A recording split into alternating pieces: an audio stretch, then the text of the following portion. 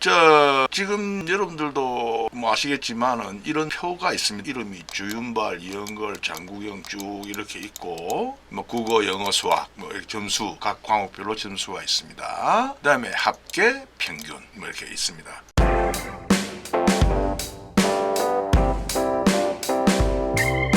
전번에도 말씀드렸습니다만 옛날 그 홍콩 영화배우 주윤발 아주 좋아합니다. 그래서 주윤발, 이영걸, 장국영 뭐 이렇게 쭉 이제 나열되어 있습니다. 그런데 여기서 이런 표가 있는데 각 과목, 세 과목이죠. 각 과목이 모두 80점 이상일 때는 합격. 그렇지 않으면 한 과목이라도 80점 미만일 경우에는 불합격입니다. 그렇게 해서 이제 여기다 평가란의 결과를 구합니다. 이거 옛날에 학원에서 주로 많이 쓰는 방법. if 만약에 and 이렇게 하고 국어 찍고 요거 80점 이상, 콤마 영어 요것도 80점 이상, 콤마 수학 요것도 80점 이상, 요렇게 해서 괄호 닫고, 그렇게 결국 CO, DO, EO는 국어, 영어, 수학 점수죠. 그러니까 모두 다 8점 이상인 경우에는 합격. 그렇지 않으면 한 과목이라도 80점 미만일 경우에는 불합격이다.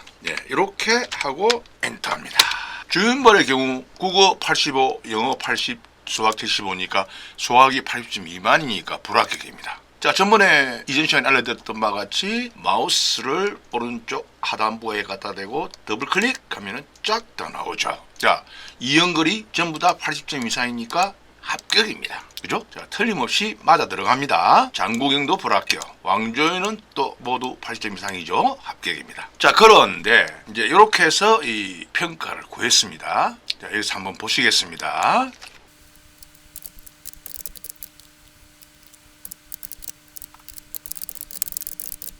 이렇게 요것도 결국 채우기를 하면은 동일한 결과를 구합니다. 카운트 if입니다. 여러분 카운트 if 아마 아실 거예요. 이게 무슨 얘기냐면 요것만 놓고 본다면 여기다가 이렇게 해서 이렇게 하면은 이 범위, 즉 CO에서 이 5가지의 범위에서 80점 이상이 몇 개인가를 카운트하는 함수죠. 그럼 이건 이제 2개죠. 그죠? 2개인데. 그럼 만약에 여기서 조금 내려가면 이건 3개가 됩니다. 80점 이상이 3개잖아요. 그러니까 카운트 if 함수를 써서 여기서 이 80점 이상이 3개일 경우에는 합격. 그렇지 않으면, 즉 2개 아니면 1개일 때는 불합격이다. 이런 로직입니다. 그럼 결국은 같은 결과를 구합니다만은 좀 세련돼 보이지 않습니까? 하나 더 하겠습니다. 여러분들 아시는 분 아시겠지만 mean이라는 함수가 있습니다. mean 이렇게 해가지고 범위를 지정해주면 그 범위에서 가장 최하위 점수가 나옵니다. 그러니까 여기서 85, 80, 75 중에서 최하위 점수는 75점이잖아요. 그죠?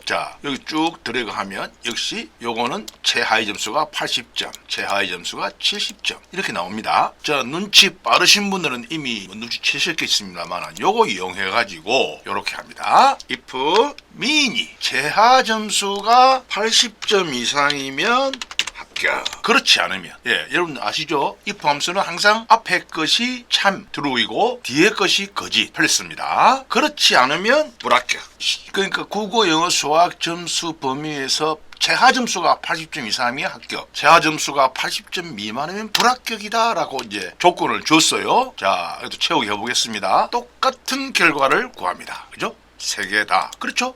그러면 여기서 부산에서 서울 가면서 고속버스만 타고 가는 건 아니잖아요. 비행기 타고 갈 수도 있고 KTX 타고 갈 수도 있고 또는 자가용 타고 갈 수도 있습니다. 근데 결과는 같지만 어떤 식으로 접근하느냐는 여러분들의 판단입니다. 그러면 왜 제가 오늘 하필 이렇게 이런 걸 이제 가져와서 여러분들한테 이렇게 소개해 드리냐 하면 앞으로 여러분들하고도 뭐 쭉 계속 진행하겠습니다만은 이 엑셀에서 사용하는 함수는 우리가 흔히 알고 있는 수학에서의 함수하고는 많이 다릅니다. 그건 뭐 우리 뭐 수학에서 x 제곱 플러스 exy 뭐 함수 그런 거하고는 다릅니다. 이건 함수의 속성, 방금 제가 소개해 드렸던 간단한 카운트 if라든지 mean 함수라든지 이런 함수의 간단한 함수의 속성만 이해하면 이렇게 응용할 수 있는 범위가 상당히 넓다는 얘기입니다. 다시 말씀드리면 잘하시는 분들 함수 쓸 때 이렇게 뭐 여러 가지 쓰시는데 그거 다 외워서 하는 거 아닙니다. 자, 한번 보시죠. 함수 마법사에 들어가 보시면